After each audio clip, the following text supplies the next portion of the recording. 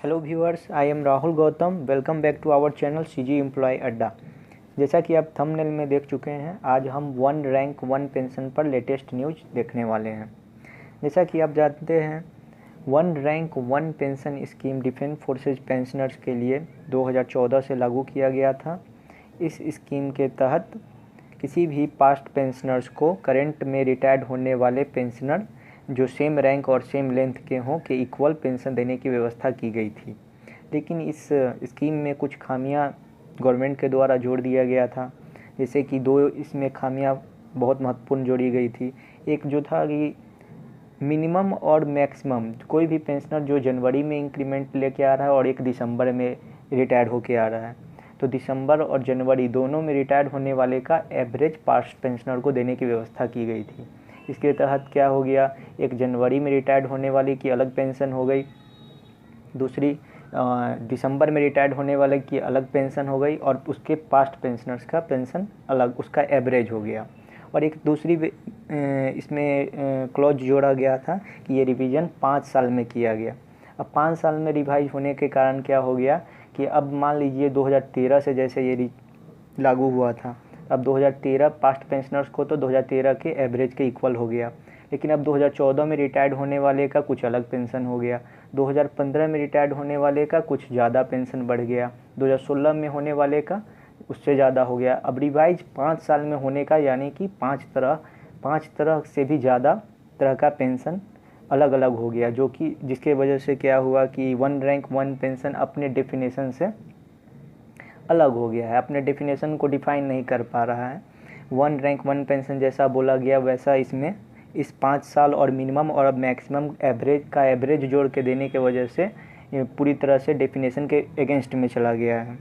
लेकिन उसके लिए बहुत सारे एक सर्विसमैन ग्रुप ने प्रोटेस्ट कर रहे हैं, दिल्ली में या अलग अलग जगहों पर प्रोटेस्ट कर रहे हैं। लेकिन वहीं पर अभी हाल फिलहाल में रक्षा मंत्री देहरादून में एक शौर्य सम्मान समारोह हुआ था। उसमें रक्षा मंत्री जी गई थी वहाँ पे। तो वहाँ पे उन्होंने एक सर्विसमैन के शहीदों, एक्स सर्विसमैन और शहीदों के परिवारों से मुलाकात किए थे और उसमें उन्होंने व्हाट्सएप वगैरह ये सब पर अलग तरह के भ्रम जो फैलाए जा रहे हैं उनसे दूर रहने के लिए कहा।